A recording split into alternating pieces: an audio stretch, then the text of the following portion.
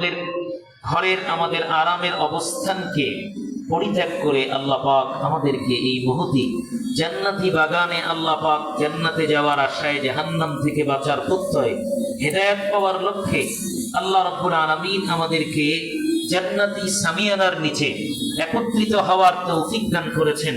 শান্তি, সৌহার্দ্য, সম্প্রীতি আর ঈমানের দৃষ্টান্ত স্থাপন করার জন্য আল্লাহ পাক এই কোরআনের আলোচনায়, তাফসীর মাহফিলে, ওয়াজ মাহফিলে আমাদেরকে অংশগ্রহণ করার সৌভাগ্য দান করেছেন। যেই মহান মালিক, সেই মালিকের দরবারে সকলেই কালিমাতুর শুকর আদায় করছি, জবান খুলে পড়ছি আলহামদুলিল্লাহ। আর একটু জোরে আওয়াজ করে বলি আলহামদুলিল্লাহ। এই আয়োজন, এই প্রচেষ্টা, এই আলোকিত মজলিস হতে পারে আমাদের জন্য, এই এলাকার কবরবাসীর জন্য, গোটা উম্মার জন্য নাজাতের জারিয়া হতে পারে কি পারে না? যেমন নিয়ত তেমন বরকত। অল্প আমলও মানুষের নাজাতের জন্য যথেষ্ট হতে পারে যদি কিনা সেটা শুধুমাত্র আল্লাহর জন্য হয়ে যায়। আমাদের আজকের এই সমবেত হওয়া, এখানে আসা বিরিয়ানির জন্য? কেউ টাকা পয়সা দিবে এই জন্য যে যাওয়ার সময় 500 টাকার নোট প্রত্যেককে দেওয়া হবে এজন্য? আমাদের উপস্থিতি জানান দেয় আমরা এখানে এসেছি, উপস্থিত হয়েছি কোরআনের ভালোবাসায়, রাসূলের ভালোবাসায়, আল্লাহর ভালোবাসায়, যেই ভালোবাসা আমাদেরকে জান্নাতের দোরগোড়ায় পৌঁছে দিবে ইনশাআল্লাহ। তো এই জন্য আল্লাহ রাব্বুল আলামিন আমাদেরকে দুনিয়াতে পাঠিয়েছেন। দুনিয়াতে পাঠানোর একটা উদ্দেশ্য আছে না নাই? আছে। কেন পাঠিয়েছেন আল্লাহ পাক? কেন সৃষ্টি করলেন? এত সুন্দর আসমান, এত সুন্দর জমিন, জমিনের মধ্যে এত নানান রঙের ফুল ফল গাছ, নদীর মধ্যে নানা রকম মাছ, বিভিন্ন স্বাদের মাছ আল্লাহ সৃষ্টি করলেন।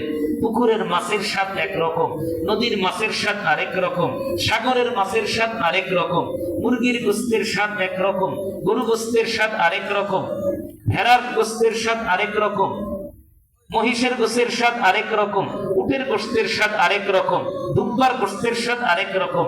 আল্লাহ রাব্বুল আলামিন এত রকম নিয়ামত আপনাকে আমাকে দান করেছেন, উদ্দেশ্যবিহীন না? উদ্দেশ্য আছে, আছে। কি উদ্দেশ্য? কোরআনকে জিজ্ঞাসা করেন, কোরআন, ও কোরআন তুমি বলে দাও আল্লাহ রাব্বুল আলামিন মানুষকে কেন সৃষ্টি করেছেন? কোরআন জবাব দেয় সূরাতুজ জারিয়াতের 56 নম্বর আয়াত, ওয়ামা খালাকুতুল জিন্না ওয়াল ইনসা ইল্লা লিয়াবুদুন।